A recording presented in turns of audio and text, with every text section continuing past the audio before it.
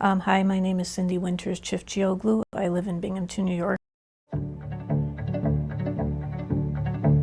The elementary school I went to was walking distance. Very, very fond memories growing up. Everybody knew everybody's name. You knew the neighbors, the kids, the whole 9 yards. So, in the places that your parents would take you to, like Recreation Park, where the carousels are. Binghamton's the carousel capital of the world. I started very young. I've always been into animals. Gosh, when I was 5 years old, I had my first dog, Snoopy, and it just grew from there. So I just love them to pieces because they have so much to give. They are the epitome of unconditional love. That's why we have like at my cancer center, we have the therapy dogs. It's huge, and as I've said to other people, any celebrity could walk in the door, but forget it, they wouldn't hold anything to those dogs. The dogs are number one. I was diagnosed with breast cancer in October of 2020. I'm what they call a lifer. I will never not be in active treatment, which is fine. It just takes getting used to. I remember when I was first diagnosed, one of my oncologists said, you better learn to make cancer your BFF because it's not going anywhere. And you have to, sometimes you sit there and you're like, well, how the heck did I get into this category? How did this happen? It's true, you have to learn to integrate it into your life, or otherwise it'll eat you alive. And I'm not saying it's all sunshine and roses, because it's not. There's many days where I get frustrated and angry, which is natural. But you just have to accept this is how it is and do what needs to be done. The way I found out, I went for a mammogram. I remember the nurse navigator was the one who called and told me about the numbers, and I remember she said over the phone, "I'm sorry." And when she said that, that's when I knew, this is bad. But then again, I thought, I've always been that way. It's just, okay, this is what I've been dealt and I'll deal with it. Some of the patients, I say that because they don't know how to deal with it. They do let it control their life. That's how you let it win, by not living. The other disease I have is gastroparesis. That can be sometimes worse than the cancer. A lot of people don't know what it is, and it's basically stomach paralysis. It's very debilitating because it causes nonstop nausea. So I'm very blessed that I don't, but a lot of the patients will vomit a lot. They'll get fired from their jobs a lot because they're running to the restrooms. I was told my last surgery for it was all of my digestive system was not where it was supposed to be. It's a 6-hour surgery. It's very long. It's absolutely brutal.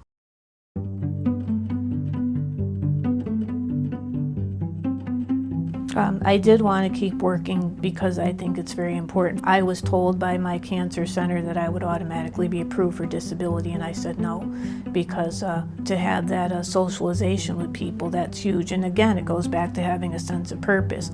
I know every day where I'm going, I contribute and do what needs to be done. I'm the disability determination admin, and what I do is prep the cases for the analysts so that they can just go in and go boom, boom, boom and send out the letters that they need to determine the person's eligibility. We do get emergency cases. Those are usually people who are in hospice, premature babies. The diagnosis that you read is just absolutely devastating. But then also you're there to get your job done, because that's the whole premise of why we're there, is to help fellow people who need it. I work for New York State Disability. I process for all over New York State. We help the people the best that we can. Trudy is my main manager. She's head of the clerical division and works for the state. She's a wonderful human being. She treats us all with dignity and respect, and I just have no idea how I got lucky, or whatever, blessed you want to say, that I applied to the right place. I would advocate for peak performers, honestly. I know from past experience with other temp agencies that I worked for, they don't even know who you are half the time when you call. I don't have that issue with peak performers.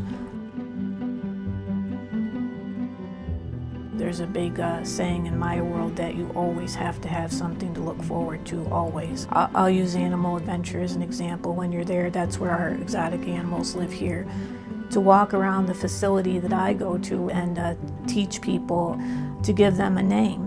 They don't know their name, so you teach them, this is Jenny, this is Teddy, and they like that because it has that connection.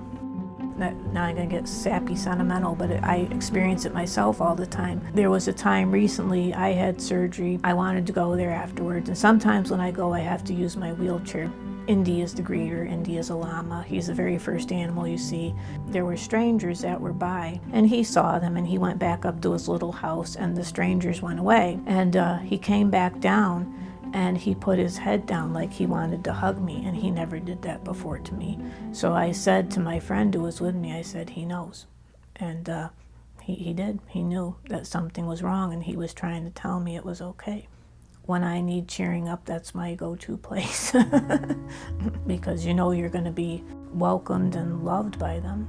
When you have cancer, it makes you look at life differently. I know inside, internally, I think this could be my last time here. So you look at things when you're there, you can feel it and know that this could truly be the last time you're at a place. When you're there and you can pet the animals and go around to see them, you forget that, oh my goodness, I have an infusion on Friday, oh my goodness, I got this test coming up, you know, the usual things that go through your mind. They help with that, because for those few brief moments, you're in a different world and everything else doesn't matter.